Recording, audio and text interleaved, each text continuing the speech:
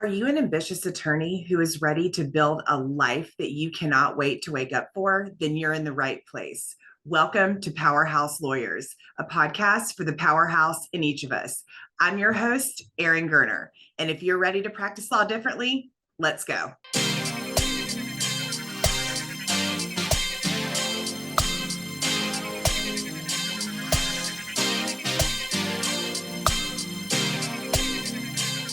Hello, hello. Welcome to Powerhouse Lawyers. I am your host, Erin Gerner. I'm so excited that you are here, and thank you so much for tuning in again. I am coming to you on this Monday. It's April 24th at the time of this recording, and my birthday is actually on Wednesday, April 26th. It will be my 43rd trip around the sun. I feel like I remember thinking that 40 was old, but now I'm pretty sure that I've just hit my prime.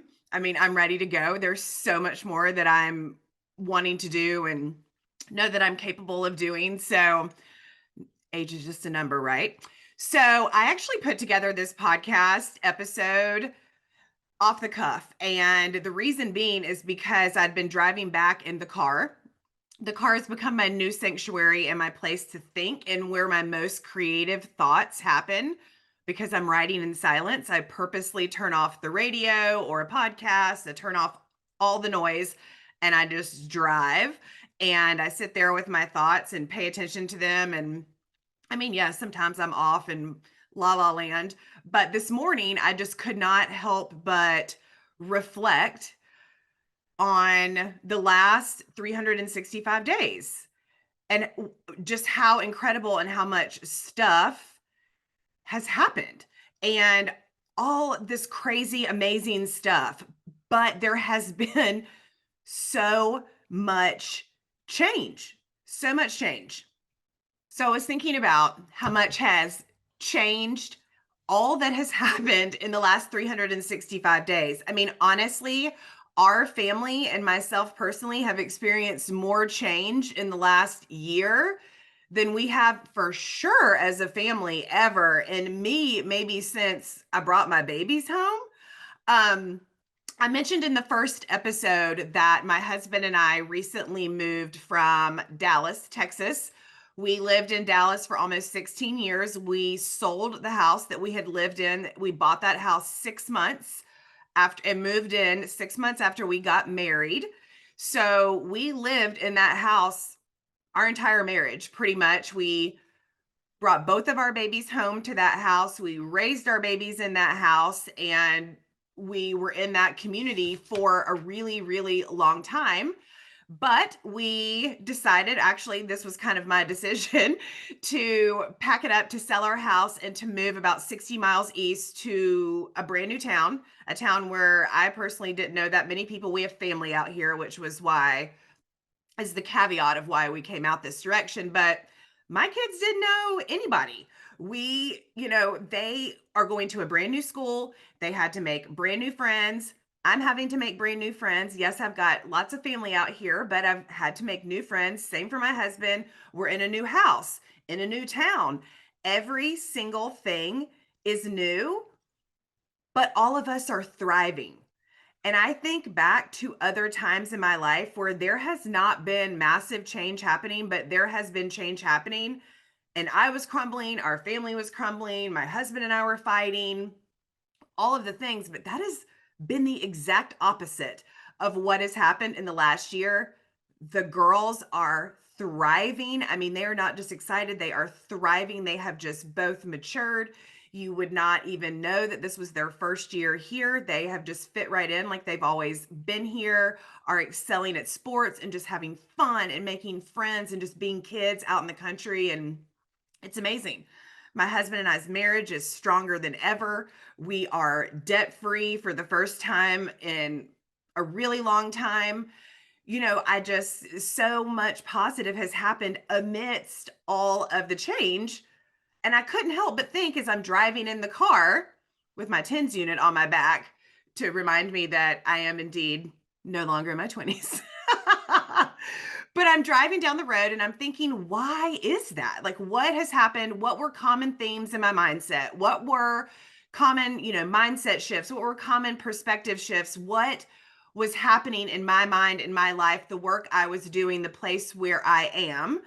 Because not only has all of that change happened in our family, but my career, my job is busier and has taken off more in the last year than I could have ever expected. So, all the change with just personal life combined with all of the change in for me personally in my job, what were the common themes that were going on? And I came up with 3 that I want to share with you guys as I spend the last couple days at age 42. So, okay, so the first one is the past is only to glance back to learn. I spent so many years not even just on birthdays, but on a Christmas or Thanksgiving or Easter, on those major holidays, we have a tendency to think about, oh, what were we doing this time last year? Or what were our goals this time last year? Or where did we think, right? Where did we think we would be? Where did we think we should be? All of the head trash that we do.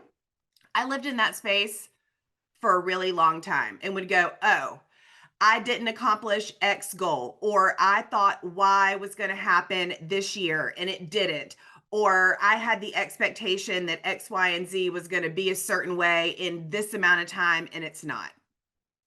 And by doing a lot of work on myself and taking, radical accountability and being aware, self-aware of my thoughts and how that was causing me to think and then show up in the world, I shifted that from what should I be doing to look at where I am. We don't look in the past. When you live in the past, all you can see is out the rearview mirror. Nobody wants to go that way. We are looking forward. The goals, the finish line is constantly moving. That is the perspective shift that has been so pivotal for me this year. Is if something doesn't happen or something isn't the way I quote unquote thought it was going to be or should be, or I had decided in my mind, instead of knowing and trusting in the outcome, once I released that and just knew that if I kept taking action, that the outcome was already happening. The how wasn't up to me. The how wasn't up to me. So just shifting in that direction, knowing that it was supposed to happen and getting out of that victim mentality of thinking, oh, I should be this, or what so and so 40 years old person, their bank account look like this, or why doesn't my bank account look like this? Why doesn't my house look like this? Why doesn't my job look like this? All of these lies and expectations that were keeping me stuck instead of focusing on me just taking action towards my goal every single day, knowing, trusting, and having faith that the how would reveal itself. And guess what? It always, always does. I had to get out of victim mentality. Life was not happening to me. Life was happening for me. I am not a victim. You are not a victim. Life is happening for you. And just because you look back in 365 days and there's a laundry list of things that maybe didn't happen in a time frame, how about you back that up a little bit? Maybe look back of 3 years, 5 years. When I do that, when I start moving the needle and I look back on how far I've come, how far our family has come, oh my gosh, there is nothing to complain about. Simply gratitude. Every obstacle is an opportunity. Every obstacle is an opportunity. And I have learned firsthand that your pain becomes your purpose. So just embrace that. Okay, the second thing I've learned in my 43rd trip around the sun is how to get comfortable in the uncomfortable. If you are not living in the uncomfortable, you are not growing. If you are in your comfort zone, you will stay still. You will not reach your goals. You will not move. But the problem is that our comfort zone is called that for a reason because it's real comfy to be there. It's super easy to hang out where we know the routines, where we know the answer, where we know how to do a certain thing, where we know the how already. When we already know the how, then we're too comfortable. We're not trying anything new. We're not stretching ourselves to know what is possible for us. But when you are uncomfortable, that is when you are growing. And when in the uncomfortable, you lean into the knowing that you are smart enough to figure it out. And if you don't, then you can ask for help. I have been more uncomfortable in the last year of my life than maybe ever. And when I think of the level of uncomfortableness I have had to get into over the last 365 days, not only with my life just completely looking a 180 different than it did a year ago, but stepping fully into my purpose, into my God given purpose to help inspire females in the law and to coach them to step into the best versions of themselves has required me to get very raw and very uncomfortable.